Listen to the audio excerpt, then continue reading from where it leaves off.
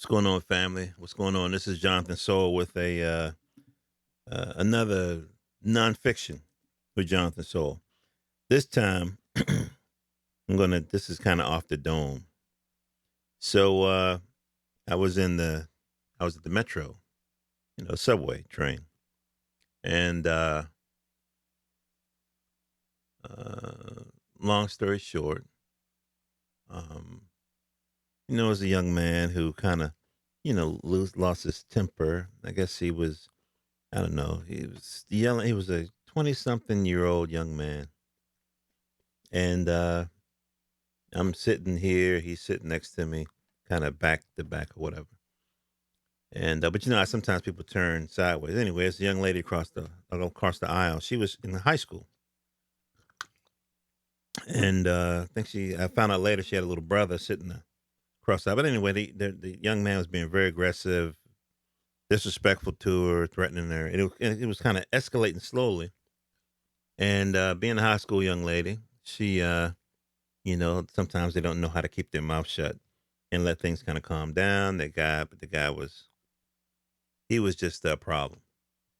Anyway, I was kind of telling the young man, brother, the young man, you need to calm down. Just relax, just calm down. You don't tell me to calm down. Da, da, da, da. And she was talking to the girl, threatening the girl, and he got up, kind of jumped up across the aisle and started yelling at her. That's when I jumped up and hey, kind of interposed myself.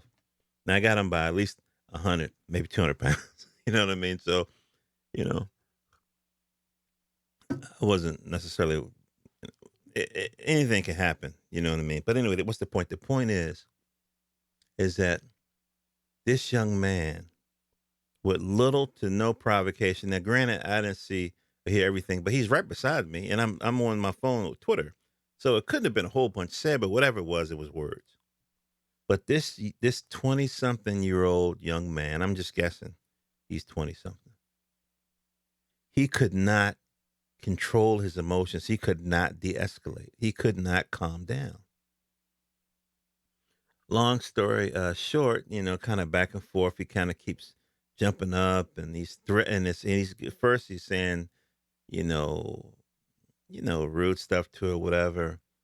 I don't think you pretty or something or ugly. I don't know, something like that. When things happen like that, my vision kind of gets tunnel vision because I just got to make sure everything is okay. And anyway, so and there was a couple of guys about my age here across, sitting next to her, and a guy sit down from me. They kind of got their head down, not saying nothing. Whatever, man. I'm used to that. I'm used to that. But anyway, so to wrap it all up without going into the whole thing, and there was no punches, nobody was thrown, nobody was really touched or anything, other than me just putting my arm in front in between. This young man pulled out a knife, and he was like, I said, this is what we doing. He was like, well, you keep talking to me, and if you don't, stop talking to me. I said, so if I stop talking to you, you put the knife down, right, and you calm down. He's like, yes. I said, okay, okay. Now I'm still between him and the girl at that point, but he's pulling a knife on me. So it was a gold knife, like something that you would get on Amazon. I guess I don't know, whatever it was, about 3 inches thick. I guess I guess not a switchblade, but a pocket knife. What's the point? The point is, and the reason why I'm telling you this story is because men, young males in today's society, they don't. And Judge Joe Brown says it, and he's so right. They don't have man training. They don't know how to control their emotions. Now, my son is it's pretty big, he's a good man. But even as a young person, a young man, a teenager, he needed to be taught to control his emotions, and I helped him with that. I taught him that there are consequences for your actions. If you cross this line, it's going to be a problem. Sometimes it's physical. That's the consequence.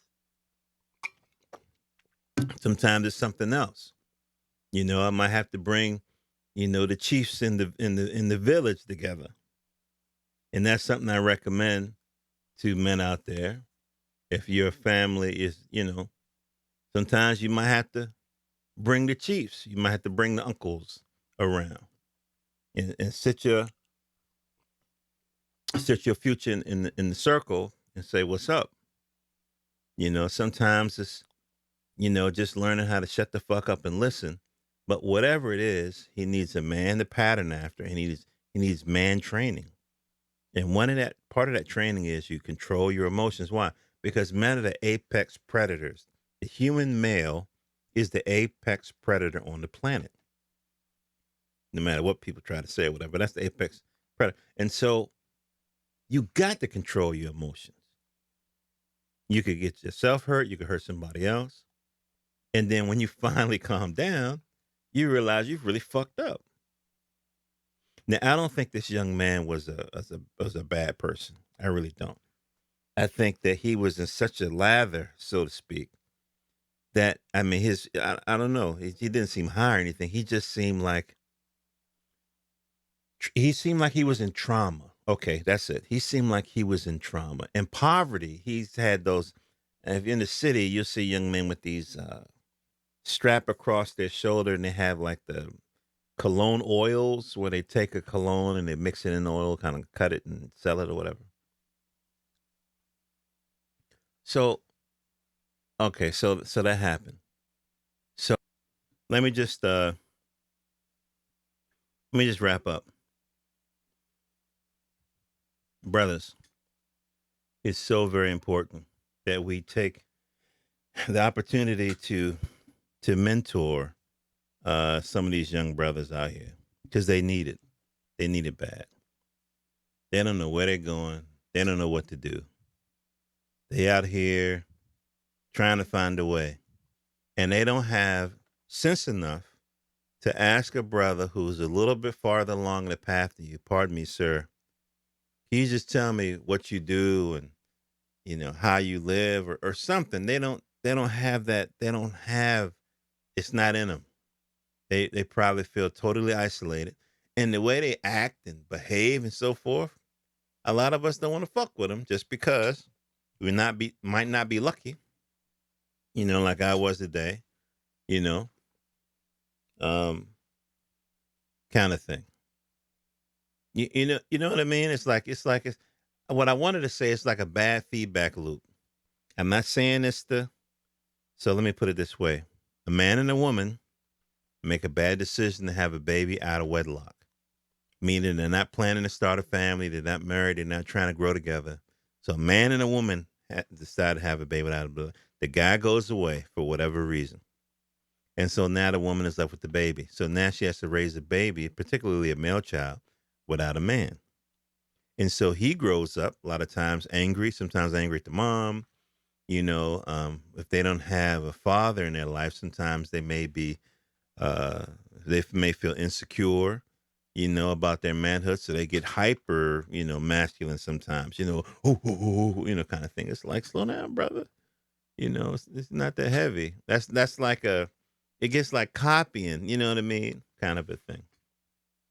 And, and so sometimes they can grow up to be abusive to women and so forth. And so then you got the girls of their generation, a lot of times get the brunt of this abuse, you know. And then so it's almost like, and so they might end up having kids. You know what I mean? It's like a bad feedback loop. But it starts with a decision by both parents. I'm not going to sit here and pretend it's only one. It's just, but it's like it takes two, a male and a female, a man and a woman. It takes two. It takes that on and that off switch.